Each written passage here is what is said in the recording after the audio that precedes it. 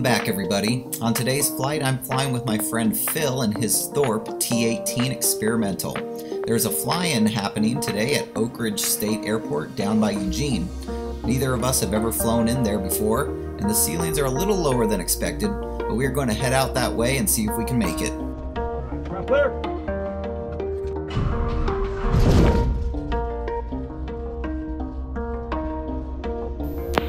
Twin Oaks traffic, experimental 8 Bravo Charlie, taxiing from hangars to runway 02, Twin Oaks. Is that the rental airplane? Yeah, I gotta do that sometime. That's great. Twin Oaks, experimental 8 Bravo Charlie, departing runway 02. We will be left downwind departure at Twin Oaks.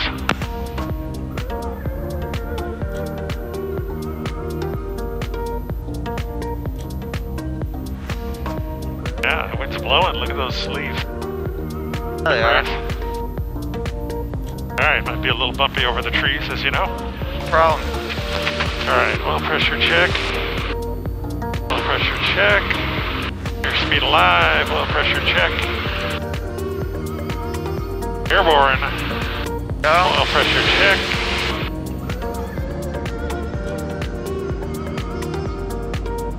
Airspeed 100. If I lose it here, I'm going with that right there. Alright. Away from the trees. Alright, bringing it back to 2600 RPM. And plenty of manifold pressure. That's pretty good power. Twin Oaks traffic, Roman 28930 left downwind. Runway 2, Twin Oaks. Go ahead. This thing cruises pretty well, huh? Moving along. Yeah. Here's our ground speed. Alright, we should be there in no time. Yeah. I can see a lot better when we're leveled off. Yeah, right. What drew you to the T-18? So I had a student once who had built the T-18. You know, had never flown before.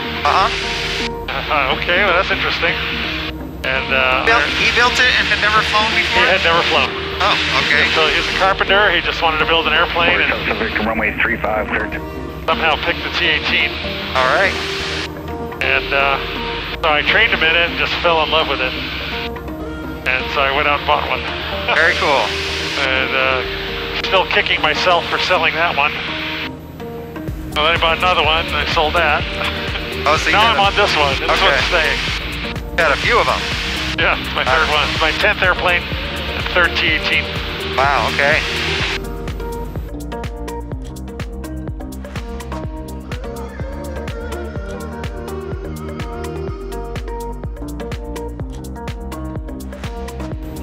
That's cool, you got a G. Measure there? Say again? Measures your G's here? Yes, That's cool. Is this rated for aerobatics? it is, but I'm not. Okay, yeah. I'm a wimp. I'll do wing overs or something like that, but that's about all I can do. Yeah. I used to do aileron rolls, but I'm not up for it anymore. Gotcha. Flight all affirmative, first airline 5316. 1600, reset transponder, squawk 4617. So how long you been flying? Oh man, what's today? Saturday? Yeah. 1981. 1981. Alright. And instrument rating and everything, instructing since 1983. I got those first few ratings real fast. Sure. And then eventually multi-engine instructor. Okay. Yeah, that's great.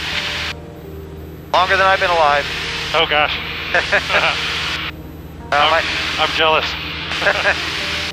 My dad been doing it for, when did he learn? I think he learned in 1975 and started something around there. So yeah, he's been flying and it's always been in aviation, one way or another my whole life. Yeah, that's cool. I'm the first. I mean, my dad was terrified of it and he begged me to stop taking lessons. Really? And then when he found out I owned an airplane, he was really not very happy. You ever get him to go up with you? He did. He was so scared when I was visiting in New York and had to get back to Boston. And he was so terrified of losing me, he had just recently lost his wife, my mom. He decided to fly with me, because anyway, if I die, he dies with me. We didn't die. That's always good, yeah. Neither of us died. 3144. Well, he still died a year later, but unrelated causes. Well, it was nice that you got him up once. Actually, that's a fond memory, actually. Yeah. He still begged me to sell the airplane. Didn't change his attitude. No, well. You know what they say, old dogs. If he was here now, I'd say, Dad, you're right. Flying will never be safe as long as you have to drive to and from the airport. Right, there you go. You're exactly right. Yeah, I'm looking forward to next week. My dad lives in Salt Lake, which is unfortunate because he can't train me from Salt Lake. Oh, I see. Yeah. But he's an instructor. He is. Yeah, he's not an active instructor now. I mean, he keeps it current, but he's not. He flies for Ameriflight and Wheels Up. Oh, really? Yeah. So he's not actively instructing, but yeah, he was a flight instructor for years. Huh. And but he's coming. He does a ski camp at Mount Hood every summer. Wow. Because he's a big skier. He teaches skiing. Huh. That's why he likes living in Salt Lake. But I'll be taking him up and we'll be doing some IFR stuff. But it'll be fun because it's the first time I'll take him flying as a private pilot. It's always been him taking me in the past. That's fantastic. Oh, that's beautiful. Yeah. Oh my God, you got to get video of that. That's really beautiful. Oh, for sure. I'm trying to take him up in the RV because. Oh, cool. Telling him about it, but he's never been up in one. Are you fully checked out in it? Yeah. Yeah, I got to do that. Been doing my IFR training in it. So. Really? Yeah. Wow. It's nice because it's fully IFR capable, just not IFR certified. So you can't go in IMC, but you can use it as a training device. See, that's news to me. I always thought once you have all the right instrumentation. Yeah. What's to certify? It's because it's a light sport, and they don't allow light sports currently to do that, but they're working on getting that law changed. So that's for flying in instrument conditions. Correct. But you can file and fly approaches. Yep. You can file. You can file in the system and fly it, and it's got everything you need, but you just can't fly an IMC.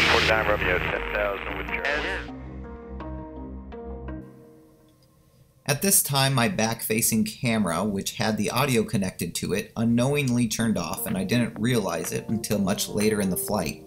As we approached Oakridge State, we knew the winds were going to be fairly strong and squirrely. No matter who I'm flying with, I always like to assure the pilot flying that if they need to go around, don't hesitate to do so. It may seem weird coming from a low-time pilot to someone who's been flying longer than I've been alive, but it's important to remember that macho-ness is one of the hazardous attitudes we learn about in our initial flight training. No matter who you are or how long you've been flying, we are all prone to these attitudes, and I want anyone I'm flying with to know that I have no expectations of them other than to be safe and do what they feel is right. I told Phil this leading up to the approach, and as you can see here, he made the right decision to abort the landing.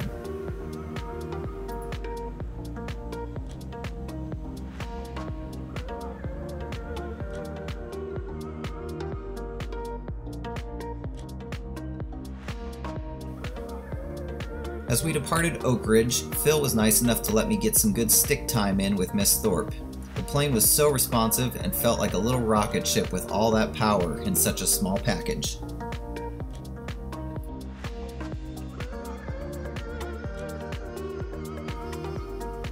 From there, we did want to try to get in a landing somewhere that wasn't just back at Twin Oaks, so we decided to make a pit stop at Independence State for some fuel. But as luck would have it, the fuel pumps at Independence were out of order, so we decided to just taxi back to the runway for departure to Twin Oaks.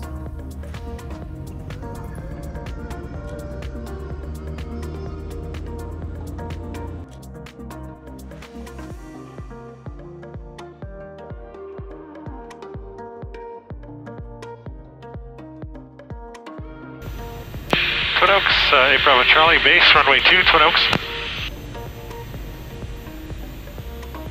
8 Bravo Charlie, turning final, 2, Twin Oaks.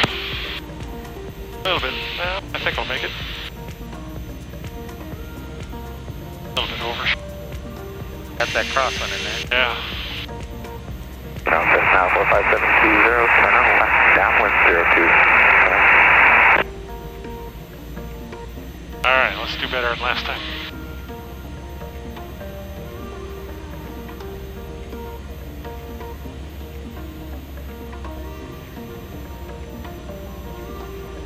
Power is off.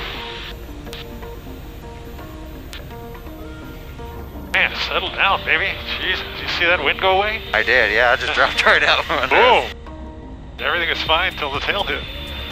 Oh, crap. I'm not having any luck today. Hey, plane's ready to go again. We're ready to go again. We're good. Wow.